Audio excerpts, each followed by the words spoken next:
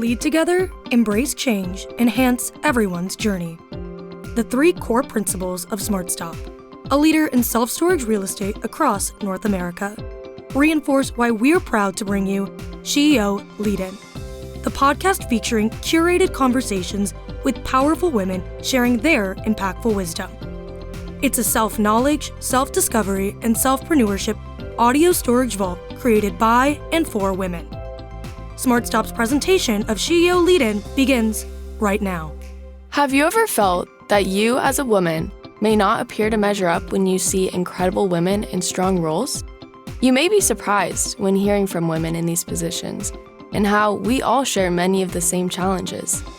Thank you for joining us for the SheEO Leading-In podcast with Rebecca Jones as we share the journeys of women.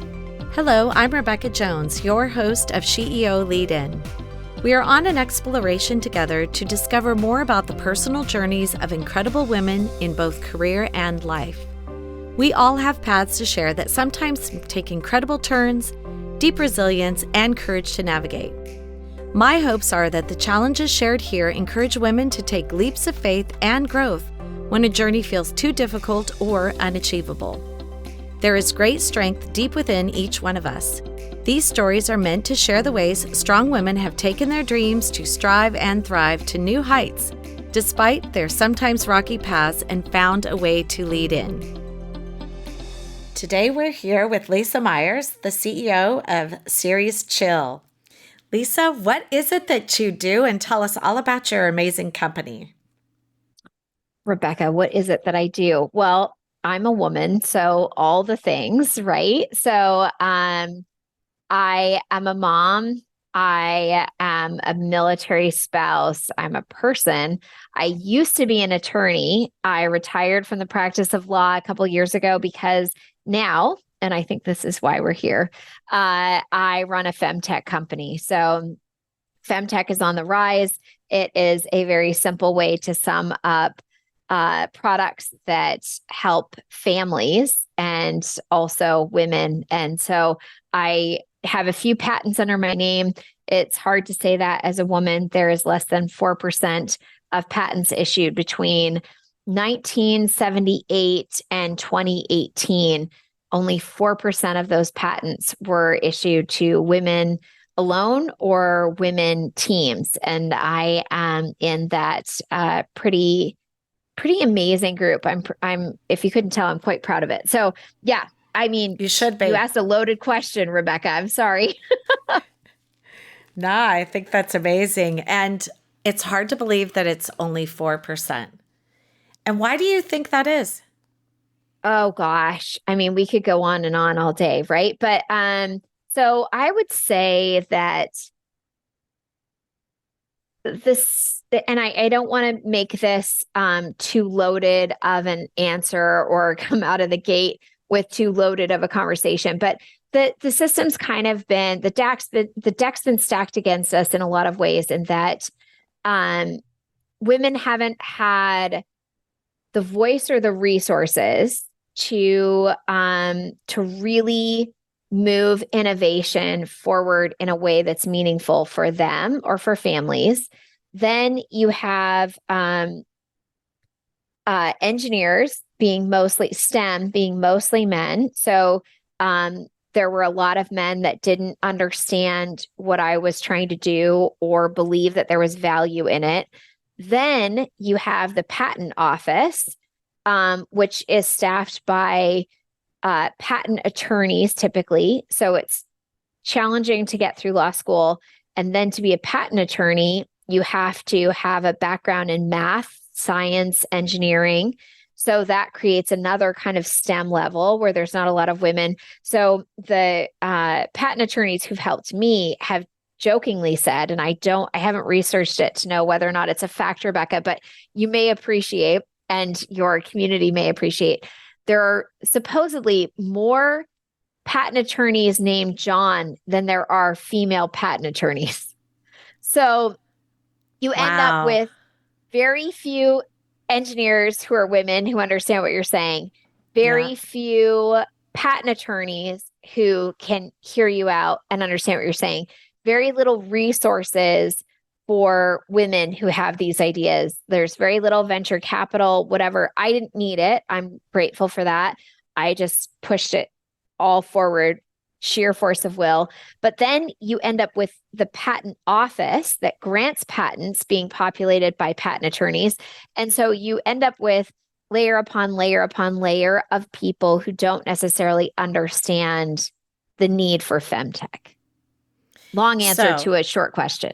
Well, no, I think it's very interesting in so many different ways, but you also tell us a little bit about your innovation, because it was made for one thing, but it's actually used for several different things. The Ceres Chill was specifically for breast milk. However, it does so much more than that. This is where I got you, Rebecca. Well, this is one thing, because we have all these ideas in our head and we go, I could use this for that as well. I don't know. I do it all the time. Yeah. Well, and it's why you're here, right? You've Yes. achieved a lot in life. I've listened to your podcast. I follow your community. You have contributed a lot to the world overall. And it's when you're thinking about, okay, so how can this thing, or how can I serve in multiple ways, right? So, so the flagship product is the chiller. It's a breast milk chiller. That's how it's marketed. It can also chill formula. It can also be used as a baby bottle warmer. It is compatible with a medically necessary device, so a breast pump.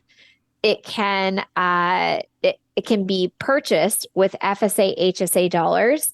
So really big deal for families that are thinking about their budgets.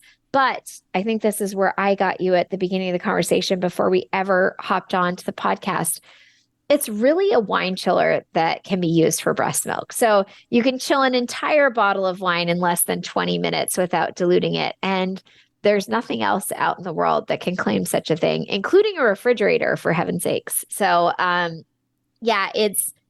it's that I wanted to make sure this company created something that was innovative, that really served the customer, and also wasn't just destined for landfill. Like so many baby products, it just becomes trash. You're just waiting to throw it away. Yes, because you can use it for so much longer, and it becomes something that is helpful when you're even an adult. You could literally have it a lifetime, which brings me back to the point that it actually has a lifetime warranty.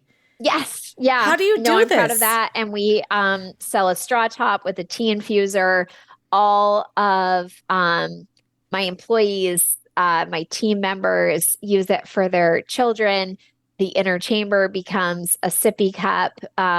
So kids use it forever, but I use it as my water bottle every day, and then also for tea and coffee. So yeah, it gets me through some really long days, because as an entrepreneur and businesswoman, those days can get really long. They can, for sure. So I have a question. Let's talk about you, just not as an executive, but as a woman. What is a word that describes you best?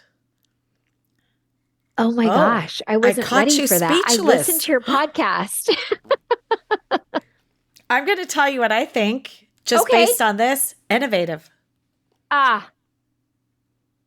That's pretty compliment innovative. I could receive. I really, I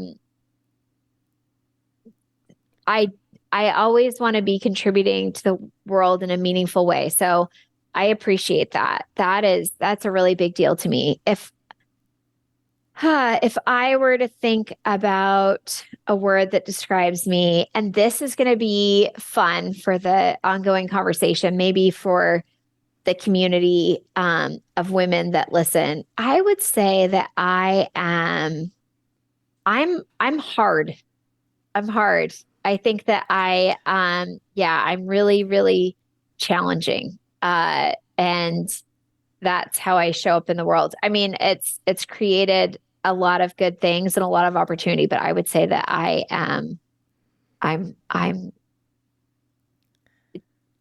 mean, I don't want to say difficult. That has a lot of negative connotations, but I think that I show up in a really hard, challenging way. Well, this actually brings a lot of different ideas in the conversation because when you have, if you show up hard or challenging, how do you affect the men around you? Because I think they would be very, very intimidated by that. So I think that's probably where I got it from. I think that that I've had to really adapt. So I grew up on a farm, so very rural, little value for girls. You can't buck bales as well as the boys. I would change water lines. I could drive the truck. I could herd cows. I had some value, but not as much as a boy, right? Like a guy could just do more. Then I was on a men's team in college. I was on a men's crew team as the coxswain. And then I was a prosecutor in Philadelphia and a subrogation lawyer. So, bunch of cowboys, really cool guys, but a group of men, all men. I worked with all men. Um, I'm 5 foot nothing. So I think I get away with a lot because a lot of people don't see me coming. And I think if I was taller, it would be even harder. So I think I would be a little bit overwhelming if I wasn't so uh, Small in small. stature? Yeah. But yeah, so I have learned though that gosh, I mean, and I hate to think too long, Rebecca, and leave too many pauses, but you also have been, I got to turn the question back on you because I think it's a really great, interesting conversation. I have mostly male investors, except I did open up an investment round to my customers, and over 500 women across every continent except Antarctica chose to invest in the company, invested over $700,000, and they're my shareholders. But my traditional investors are all guys who understood the value of the product. And yeah, playing the game has been challenging and hard, but I think you and I have done it well. I think that women, to get to this point, you need to have an understanding of people, and that's both men and women. But I turn the question back on you, Rebecca. I mean, you've come up through male dominated industry and spaces, and what do you think? I mean, what do you think? Well, so for me, I've had all this advice. You should change this. You should do this. You should do that. And everything about me, honestly, to be changed. I show up and I'm prepared. I know exactly what I'm talking about because I've done my homework. And that I think puts me kind of, well, sets me apart because most people that come to the meetings that I go to are not prepared. They haven't read anything. They just are there to vote. And that's not beneficial for anyone because you need to know what you're talking about so that you can add to the conversation, because you don't just walk in and get 100% of what you're going to, that you need or want. You have to figure out how to negotiate and work together because everyone at the table needs to have a little something. So when I show up, I am thinking to myself, I'm not changing what I'm going to say. I'm not going to say it the way that someone wants me to say it. I'm going to speak based on the knowledge of the subject and what I need to get for the people that I am elected to actually serve. That's all I care about. Getting what I need and want based on, well, the most that I can get in a conversation because I'm here to serve. I'm not here to be political. I'm here to, and there's politics in everything. Every single career, every single business, there's some sort of politics. I just want to leave that out and I just want to get my job done. So I would say that for me, there are barriers, but I don't buy into them. Yeah, because it's too easy to get distracted, right? Like if you're Absolutely. busy focusing on he's a guy, he sees me this way, I'm a woman, I have this perspective. Mostly I'm like, what are your priorities? What am I going to try to get done? How do I get there? And the fact that I'm a woman, I'm not oblivious does factor in. But yeah, so I think I show up as hard for everybody. Because I think I demand a lot of myself and of the people around me, but I have the most exceptional team in the world. And so far, we've been uh, wildly successful. I'm very proud of how many families we're able to help around the world. So I guess that's a thing. Well, and you're doing so much more than just serving the family because you're serving them for a point in time, but your product is actually moving into their future as well. So you're helping them for the point in time, but it's long lasting, which is really unusual. I honestly have never heard anything or any product that is like that, that does change with time without actually making any true change to it. Ah, yeah, I'm thinking about all the baby products we have. I can't think of any. No. Okay, I'm sorry, a stroller. A stroller you can use a little bit longer while the kids are a little bit bigger because you can put, like, a lot of people use them for dogs, animals, that sort of thing. But I had a it friend doesn't- at the law firm use it for cases of beer. Does that count? yeah, that could work. So, I guess you could use it for that sort of thing, but not like on a daily basis. I mean, you use yours as a water bottle every day. That changed it from, something completely different.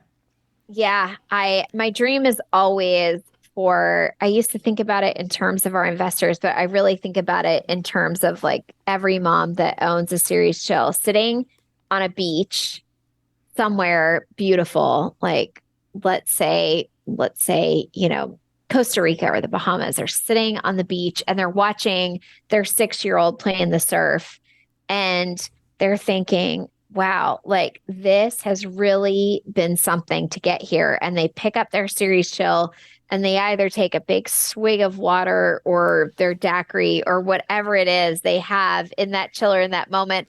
And they think about, I did this, like I made this possible. That kid is out there thriving. We are on this beach. We are having this moment because I worked so hard at all the things, work, raising that child, breastfeeding, pumping, all of it. And we're here because of it. So yeah. And then I just told you before we started, and then I will stop talking about the products, but it just has my mind on the longevity. The glass bottles we just launched are all 100% toxin free. So same as the chiller, no lead, all, lab tested for infants, no BPA, none of the terrible stuff. But the glass bottles are borosilicate glass, so I can drop it from over my head, which again, not saying much because I'm only 5 foot, but drop it from over my head on concrete and it bounces, it doesn't break. It's silicone and glass and nothing else. And then it's so beautiful. I love how beautiful it is. It looks like an apothecary bottle. It has raised glass with measurements in lavender and rosemary on the outside.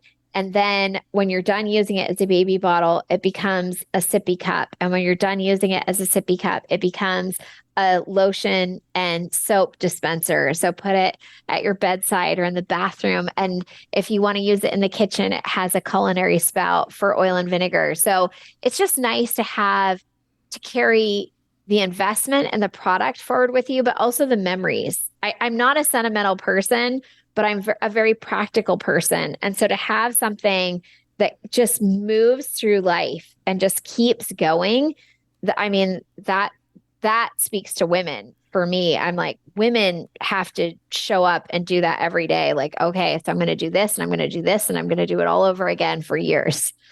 So let's take just a moment for a smart stop. We're going to have a pause to talk a little bit about our amazing sponsor.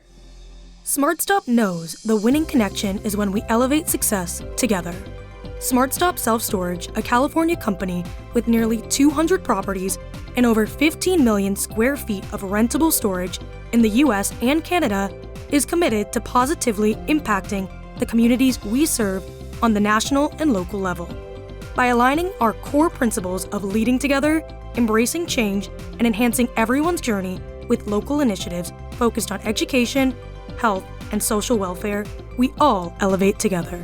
Through financial and strategic partnerships with nonprofits and prestigious organizations such as Cloudcast Media, Arrow McLaren IndyCar, Breast Cancer Research Foundation, Wounded Warrior Project, USC Athletics, the Brampton Steelheads, MMA fighters and boxers, and other unique athletes, we aim to foster a sense of unity and pride within the communities we serve, creating a shared identity and generating a positive atmosphere.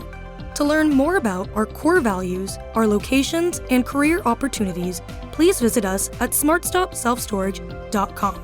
SmartStop, elevating success together. You said that you're not sentimental. Yeah. But yet you have built or created this amazing, very sentimental idea and product. How is that possible? Oh gosh, you're giving me a lot of credit, Rebecca. I think you thought this through. I know. I should have been really, really prepared for this interview. I think we can be multifaceted. So I guess I would say I'm not sentimental, but being practical maybe creates an opportunity for sentimentality to shine through. There, look, I solved the problem. But that I do love having mementos. So that's the thing. I don't hold on to stuff. And if it has to be thrown away, I try to get over it and put it behind me. But if there is something that I can carry with me, that reminds me of where I've been and also can be part of and inspire me with where I'm going, well then, I mean, that's everything, right? I mean, that's what we're trying to do every day is like have some awareness of the past, but be forward looking, be inspired about where we're headed and not held back, I guess. So yeah, I am not sentimental. I aggressively move forward, hence me being hard. But that moving forward, I think is very much like who you and I are, the community that you speak to. It's what we're trying to pull off every day, right? Definitely. So do you think that maybe the historical part and all of that was a role model that brought that in, or that it was some advice you had gotten from someone in the past? Or was it just organic?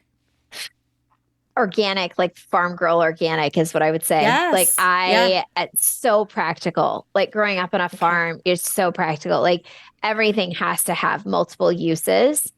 I never really thought about it that way. This is a really great conversation to have. Yeah, that was a hard way to live, and a lot of work, but you saw the value in things that had usefulness. If there wasn't utility, it was like, get out of the space. There is no room for anything that can't serve the animals or the toil or the crops, the family. Well, I think the utilitarian part probably was instilled through your family. Yeah. My mom, yeah, I guess so. Would you say the same for yourself, Rebecca? No, not too much. I actually had mentors outside of my family that I think affected me a little bit more, and the service part of what I do. Are you going to keep that a secret, or could you at least give us an example? I honestly have, and I just saw her last week. One of my biggest mentors was a woman that was in politics in my city, and she's still a wonderful role model. And she just loved people. And she said many times she was on the opposite side of everyone else as far as an idea and a feeling. But it was because she felt that a lot of times because she was a woman, she had a different perspective. And she said, and I owned it. I never, ever decided to try to give in because I felt that what I was doing was right and being true to myself. And that is something I've always remembered. It certainly holds true in the conversations that you engage in, the type of space you create. That makes a lot of sense. That's neat. So you just met up with her or created an opportunity? I just saw her, yes. Yes, I just saw her. And it's funny because when you think about this, I think about the lessons that I've learned from her. And I want to ask you this. What are some lessons that you've learned that you would bring forward to tell other young women if you were giving them advice? Because mine would definitely be stay true to yourself and don't ever change just because someone tells you that you should, when it's a part of who you are and why you do what you do. So what would be some advice that you would share with our listeners today? That, oh gosh, that it's really easy to fixate on what you haven't done and to instead focus on what you have accomplished and where you're going. I was told by many people that what I was doing was foolish and was just crazy. I mean, I hate to say it because it's like I tell my kids not to say it, but I was told many times this was stupid, either explicitly with the word, this is stupid, or implicitly.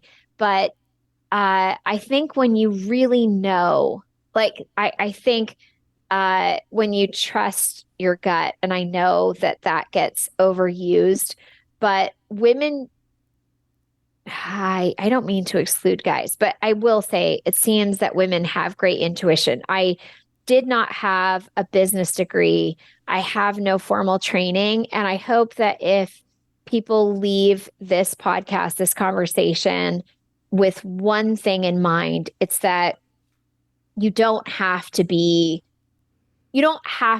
know or feel or be very aware of how special and exceptional you are. I think that I've been singled out that way because I've created this company and I have these patents and I've learned how to brag about myself and I can engage in these conversations. And I even feel uncomfortable, Rebecca, talking with you in this way. But what I really want is everyone in your community who listens to realize that what they are doing has incredible value. It can result in something like what you've accomplished or what I am pulling off. And I grew up on a farm. I used to go shopping for toys in the dump. So my dad would take me and my little brother to the dump and we would get to go find treasures there. And we would bring them back home and we would clean them up, but nothing very exceptional, nothing fancy. I went to a rural school, all the things. I'm doing a lot of talking, but you had me on a real train of thought, and I filed my own provisional patent. I think that having a patent attorney to file a final patent is important, but having an idea, seeing it through, and knowing that people will tell you that you're foolish and that you don't have value, and being able to continue to show up and trust what you know will be the thing that differentiates you from all the other guys or all the other people, men or women, that never really showed up or rose to the occasion. Well, and differentiating yourself from other people is honestly what is going to propel you, I think, to more success. Don't you think? I think it's the only thing, right? It's like, yes. I think there are lots of people who have spoken to me and said, good for you for having an idea and seeing it through. And I think that's everything. I think there are people that are far more intelligent than I am, far taller, smarter, better educated, have more resources, prettier, like list the ways in which women can be judged. They have more, or men for that matter. I mean, taller. There's some crazy fact. I'm sure you know it, Rebecca. There's some crazy fact that like it's the Fortune 500 CEOs. There's something like 4% of them, I'm kind of making it up, but it's something around that. It stands out in my mind. 4% of them are under 6 foot, right? Like, I mean, which says a lot about the gravitas we give to tall people, but men. How many women are over 6 feet? Not many. And Well, the they're women not that looked are, at the same. They're not yeah, looked at the same for sure. and the women that are over 6 feet are also intimidating, and they aren't CEOs because men are like too scared to ever let them rise that high, right? So I'm 5 foot nothing. I'm a CEO of a company that, has thankfully done millions of dollars in sales and is changing the world. But it's the deck, as I said, is stacked against us. And it's great to be mindful of the challenges we need to overcome and the fact that if we're doing it right, we're encountering those challenges and seeing it through. But I think I'm trying to get back to your question, but it was that you need to keep showing up. And it's like, yeah, if it was easy, as the saying goes, everyone would do it. And not everyone's doing it. And certainly not every woman, unfortunately. So I hope that this conversation actually inspires other women to say, I may be 5 foot, which doesn't mean anything. Your size doesn't matter, but that you can overcome a lot and that you can really just work outside of who you think you are, and become someone that you know that you can be based on other people winning in life and other women doing things and breaking outside of the barriers when they feel scared of doing something. Yeah. Yeah. And keep showing up. I was critical of myself, and society has certainly been critical of me as a mother, because to divide my attention between the career that provided for my family, the inspiration that was my company, and my children, I neglected myself first. I neglected myself, or I neglected my children. I unfortunately feel like I have to say second, because I wasn't willing to compromise my work for my clients. And I understood how important the mission was, but it was always a pull, always a challenge. And so, yeah, I appreciate you recognizing that. I think it hits harder for women than for anyone else. And you don't have to be a mother for it to hit hard. I think society can be very critical of women not like conforming and showing up in a way that's traditional, very traditional. Definitely. Well, thank you so much for the conversation today. It's been so amazing, and I'm really excited for your success. And I really need you to share with our listeners how they can actually buy one of your products or buy some of your products, because it does have those add-ons that you can take forward in the future. Where can they find that? Okay, so a couple things I want to say. They can find it on our website. So cereschill.com. So that's the goddess, spelled Ceres, like cereal, CERESCHILL.com. Also on Amazon. But more than that, I would love for them to be thinking about the way we can all change the world together. So employers, we've been partnering with businesses, providing employees, dads and moms, with these chillers, with the baby bottles, so that parents aren't getting a branded onesie, but they're getting something meaningful that supports them on their journey. I am most proud of that. The ways in which We're changing the world by partnering with government, partnering with employers. So I don't want it to be a pitch to buy product. However, I will make sure that my contact information is with you, Rebecca. If you can provide it in the show notes, people can always reach out to me about patents, about forming a business. I'm no longer an attorney. I was a prosecutor, so I'm not a useful attorney. But if I can support the community you've created in some way and help them to see an idea through and make that a reality for the world, not even for them, but for the world, I'm here for it. That's amazing. Thank you so much, Lisa. I really appreciate it. And we will definitely do that. Thank you. Now that was powerful. We hope you've been lifted and encouraged by today's inspiring voice. Always remember that life doesn't look exactly the same for each one of us. Never stop dreaming, striving, and thriving. In future episodes, we look forward to bringing you powerful stories from amazing women who learned how to lead in to challenges. Thank you for listening and being part of our community with SheEO host, Rebecca Jones.